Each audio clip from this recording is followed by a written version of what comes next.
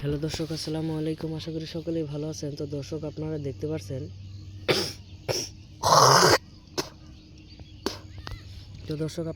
পাচ্ছেন আমরা কিভাবে বেগুন সবজি গাছগুলো আমরা চাষ করে থাকি।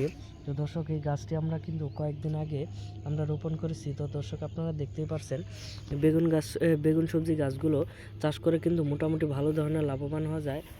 আপনাদের বাড়ির পাশে বেগুন সবজি গাছগুলো কিন্তু খুব সহজেই চাষ করতে পারবেন। আপনাদের বাড়ির পাশে অবশ্যই বেগুন সবজি গাছগুলো চাষ করবেন, কারণ এই বেগুন সবজি গাছগুলো চাষ করে মোটামুটি ভালো ধরনের লাভবান হওয়া যায়। আপনারা দেখতেই পাচ্ছেন এই যে গাছ এবং এই সারি সারিভাবে কিন্তু খুবই পুরো জমিতে কিন্তু আমরা এই বেগুন সবজি গাছগুলো চাষ করেছি।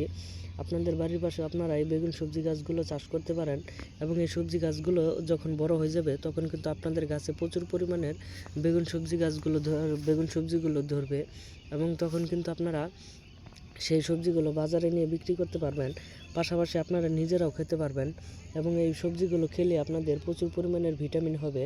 এবং এই সবজিগুলো আপনাদের বাড়ির পাশে অবশ্যই চাষ করবেন।